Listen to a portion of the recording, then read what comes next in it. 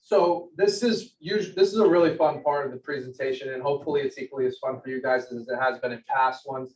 Daryl and Mark usually drive down here. Daryl is our territory manager. We actually recently promoted Daryl Chuck to be the I gave him some title like oil change king or something, but he's in charge of all the territory managers now. And we made an internal promotion from hit because he was our Western PA, Eastern Ohio territory manager. We've put him in charge of basically the whole system now. And our manager in Pittsburgh has been promoted to be the Western PA, Eastern Ohio territory manager. But they come and give an unfiltered presentation on what it's like to work here, what it's like to build a store from 0 cars to what they do now. I'm giving Brian a shot, and it's his first time ever doing this, and he hasn't been coached, so huge risk here. We could be blowing up the entire Discovery Day after all the work we've put in, and we don't know what he's gonna say. But I'm gonna let Brian intro. I'm gonna let Brian intro himself, and then honestly, guys, ask what's the worst part about this job? What's the worst part about me? What's the worst part of all the best part? And make sure you mix some good stuff in. But Brian is going to do a short intro and then just ask some questions about the business. Okay, I'm Brian. Hanover store. Going on 4 years. Started beginning slow. I mean, I was just thinking about this sitting back there, and I remember when I started with the original manager, and this is when we were still trying to like build up. We kind of put like goals in place. And I remember he said about hitting $18,000 in a month. And I remember Ryan saying, I'm like, come on, man, we can do this. And he was like, that's never gonna happen. Never. And I remember that. I'm like thinking like, this is like brand new. We're barely known yet. We're only doing like so many cars right now. To hit 18,000, why even do this? Because that's not like a huge goal, I would think. But I never forgot that. And I just, my drive since the beginning was different than him. I mean, God was a great, mechanic. He taught me like how to do, I had done oil changes before on rigs, but never on cars, and it's different. So he taught me like that side of it. But as far as like, dealing with customers, he just wasn't good at it. He wasn't a people person. And that's kind of where like, what helped me in the beginning is, I'm a Redskins fan. But I can't tell you in the beginning how many times I was a Cowboys fan, Eagles fan, just because, like you see these people come in and they have a sticker on their car or something like, and it's an in. Like, I don't know this person, but let me like start talking to them and build relationships. Yeah. So it helped. And I mean, especially with Costa in the beginning, he was over there a lot. And I remember one day working with him, he had off and he was doing, and, it was fun. Like, I thought like, oh man, I'm going to work with the boss. Like, this is going to suck. But it wasn't like, he got down there in the pit, did the same thing that, I still do, every day. So, I remember when, COVID hit and like, see the stress, see it. I'm like, everything's going to be okay. We're going to do what we have to do. And it just kept, going, even though like, things slowed down, we were still there. We kept building and building. And now it's like, I'm not trying to jump too far ahead, but it's like, like 18,000, like that's terrible now to think we would do that. It just keeps expanding and growing from, like, I keep my previous year, like, my look to see where I was and what I've done. And, the growth is real, but, like, you have to kind of like stay positive. And like he was saying, like the worst part, I like was thinking, what's maybe a bad part about it? And the only thing I can think of is, sometimes with employees. Because just because you think a person like has a great resume or is well, doesn't mean he'll do well with the job. Like I'm very fortunate over the store. I had a kid come in, he was 18 years old. Nobody would ever think this guy would be like responsible, good. He's still there to this day. And I mean, he is just as responsible as anybody you could want. And coming in at 18, like, I mean, I remember when I was 18, it would have been the same. Let's put it like that. But, Costa. you know, and to this day, like to this day, you know, like things that maybe I'm not so great at, you know, he picks me up there. Like as a mechanic, I'm not a mechanic, you know, I can do like simple stuff, you know, oil changes doesn't make you a mechanic. But, you know, like it's just, it helps to have somebody you can count on and take the stress off of me. But I mean, you know, they were just talking about the customers and dealing with them. That is an art, you know, like, I would have thought that it would be different for me, but like, even today, like there was a little bit of an incident today. This is the person that comes in all the time, like, I mean, realistic, I mean, they have like 4 or 5 cars they bring in a lot. And they were putting a sticker on it and nicked a little bit of the window tint up top, you know, they have like one of those. So they called in, you know, asked what do you do? You know, I just called down to the place that does tint, had them, you know, put tint on it to fix it. Because, you know, you think about it, this person brings probably 5 of their cars in like every 3 months. Am I gonna like let something like $30 destroy a relationship of these people? How much they come in over a year? Like, you know, you have to like. He's talking about scraping the reminder sticker off. Yeah, and it nicked like the tint at the top. It had like a sun strip. So like, you know. Wait a second, I want to make sure I understand. So you got a customer who comes in, y'all scrape or nick the tent a little bit. Yeah, he nicked the So little. you get a call from the customer or from your, From the customer. okay, and so the customer calls you and your solution was to find somebody to fix it for him? Well, what I did was, because they're asking like, you know, how can we fix this? How can we compensate this? This is, you know, it's franchise day. Like, this is a really good customer, you know, they're very loyal. So I just called like the little tent place, you know, it was $25, I think it was, to put the new one on, like, and just be done with it. Because, you know, the value they bring over time, you know, am I gonna just say no? Like, so it's stuff like that when you have to deal with customers, that is important to remember. You know, like when I was first starting there, jumping back a little bit, Ryan, I remember we got real busy one day. We're having cars in and out, in and out. He's getting frustrated. And I remember there was a lady standing by the square. Like she was in the door frame over there, right by the square machine. He whipped the keys over. Now, he didn't hit her and he wasn't trying to, but still, like, she kind of like jumped back, like, you know, she was scared. And that's stuff you cannot do. Like, you can't lose your cool. It's very important, you know, it's, you know, pick your battles, you know, in the long run. You know, social media is crazy. I mean, I don't know how you guys are, but Hanover Watch Group has, you know, this little website Facebook here. Community pages. Yeah, it's like a community page. I left my phone in someone's car one time. I posted on there, hey, you know, someone who's in here with an oil change. Within like 30 minutes, people had like the cars parked at this street, at this house, like, and I was able to get my phone back, and it was just like, you know, so like the people around here, they're, you know, they know what's going on, and we've, you know, we've built a good brand, and it's important. Like that's important to me.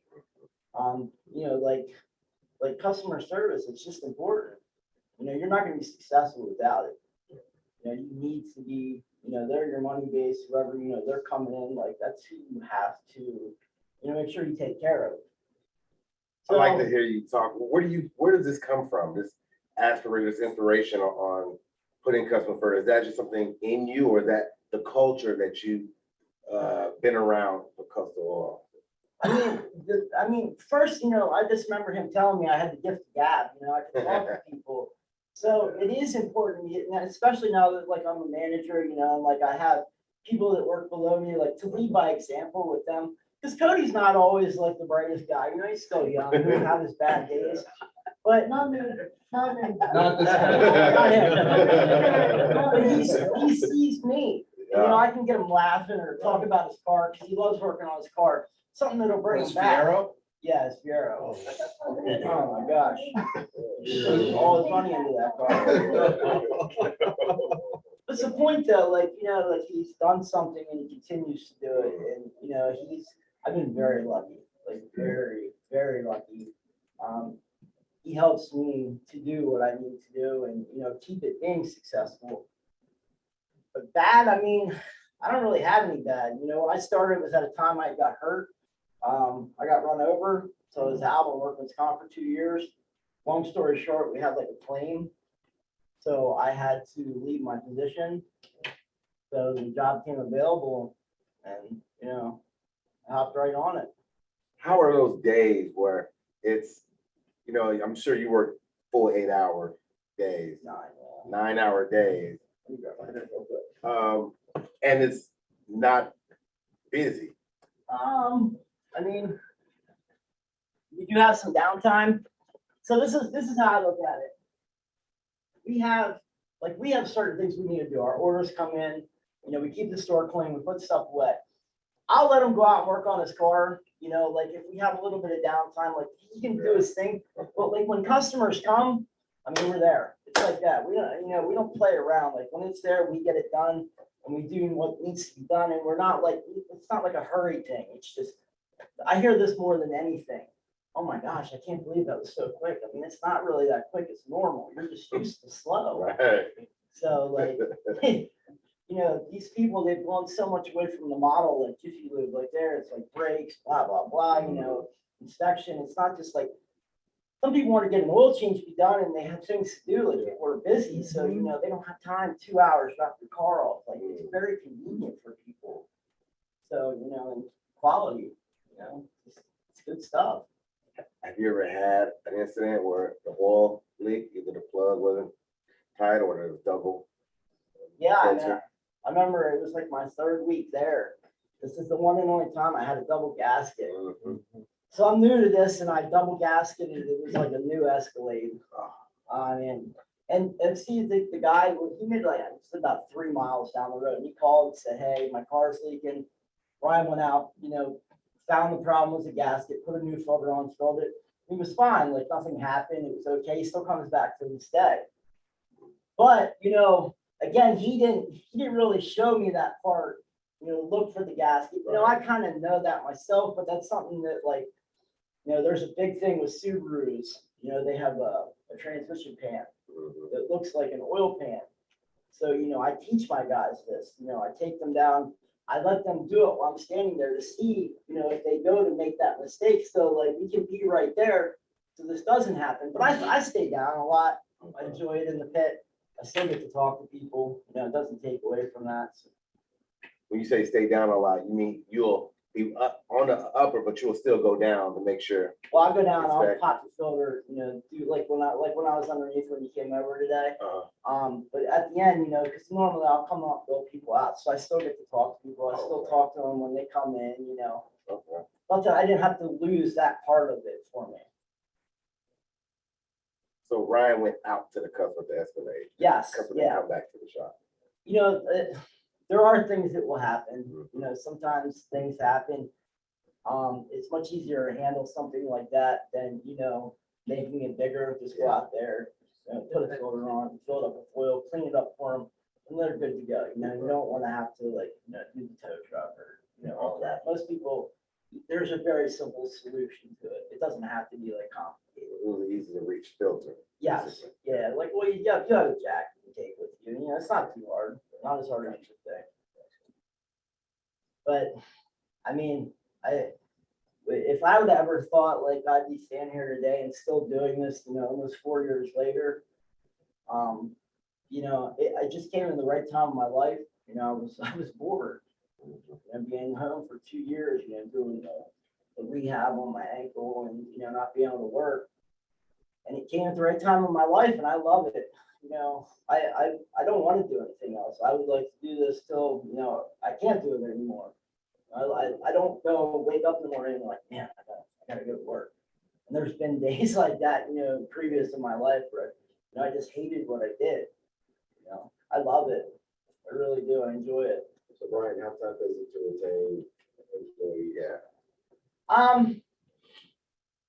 It depends. The biggest complaint I used to get back then was, money. Because, like, you can't pay these guys like, when they go in these warehouses and make $20 an hour. But they realize when they go to these warehouses, they're gonna kill them for, 8, 9 hours. They're gonna get every single bit of their money's worth and more. So the guy that we have now, our 3rd guy, his name's Pat. He was over here this morning. We almost hired him I think it was about 5 months ago. He came in, the day he was supposed to start, he came and he said, hey, man, I just wanted to come in, like, I'm gonna take the job at Pella. So he goes and works there, and 4 months later, he's back there. Because, I even said to him, like, Pella, it's a good job, but, they're gonna hurt you. Yeah. He's an older guy, and I guess he's in his 50s. But, yeah, he's back there. That's not so old. I knew that. Well, I'm 42, so, Yeah. I mean, I feel old, but. So speaking on that retention rate, I know you said earlier, changing oil is not like hard or difficult. A lot of times you get younger lube techs, they get so confident in changing oil, they want to expand their skill set and do something else. So, I mean, have been experienced that where, this guy come in a year, feel like he's the king and he wants to go off to school, master certification school, and you gotta.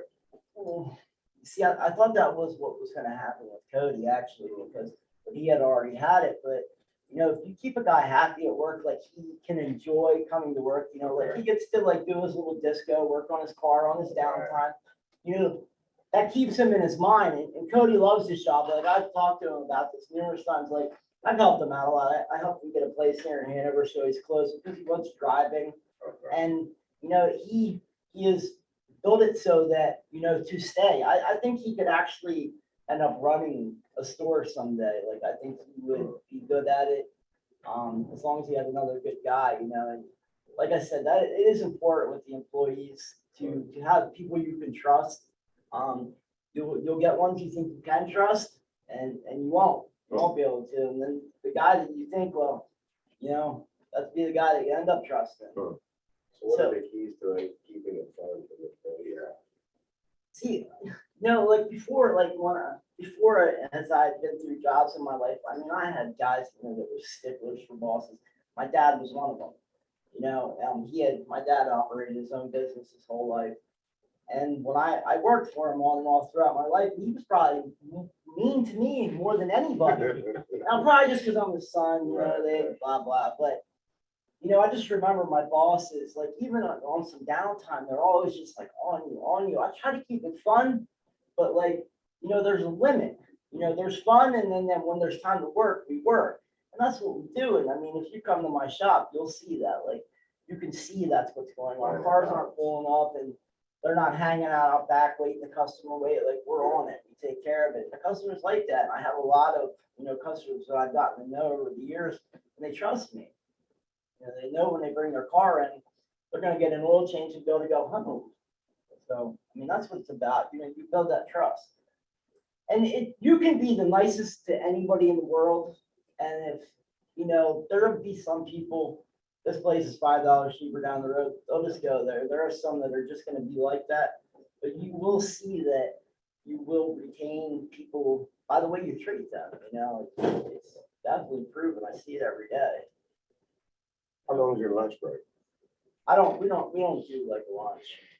It's put it like this, like last Saturday morning, we had 10 cars back to back to back. We opened at 8, it's 9:06, we already had 10 cars through.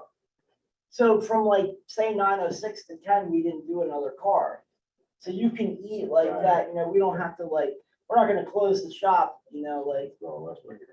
for a lunch break, because, you'll get your time, there's time, unless you're doing 100 cars a day, then, I mean, you might have to close the shop, but, we just, we eat in between, we get time too.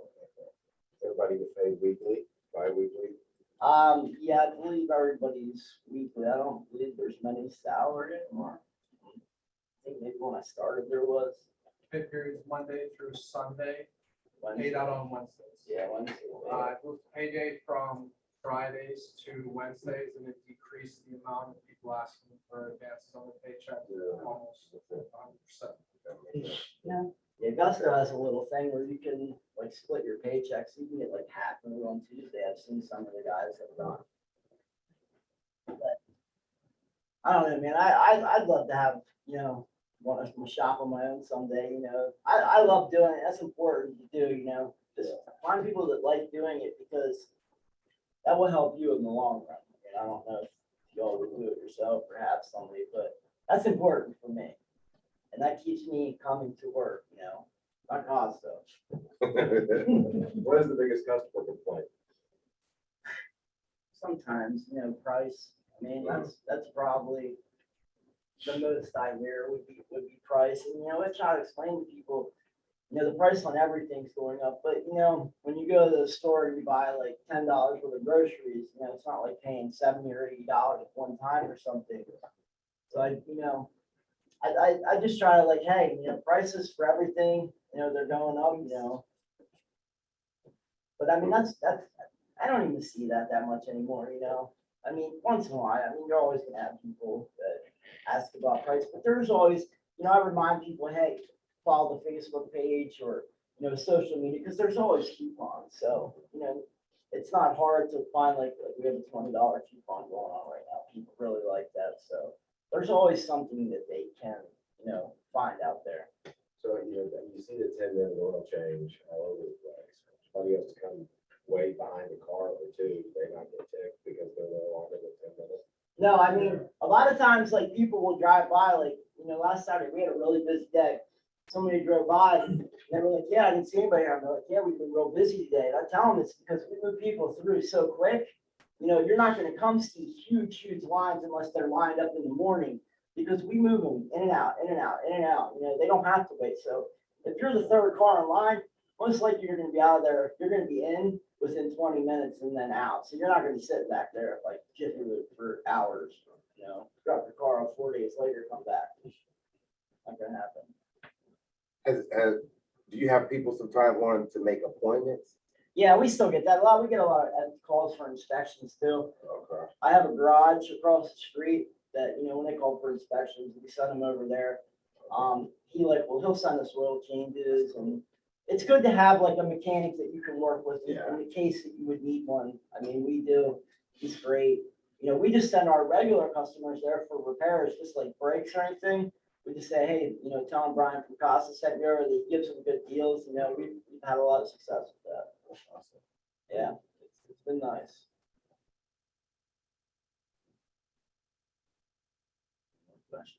I'm ready to get back to work. Need a job in Texas? Huh? Need a job in Texas? He said about going to Harrisburg. I like it in Hanover, I like it here. It's quiet, This is a challenge to me. Like, I never thought I would, pass certain stores that I had and been able to achieve too. Like, I still look at it as like a competitive challenge. Like, it's not like, if I achieve this next month, I'm not going to try to beat it. Like, I'm real good at like, I wouldn't call it an upsell because like I do a lot of like high mileage and Lucas, that's not part of your typical oil change, but people need it. And, it helps like they see from me that I'm not just trying to make money off them.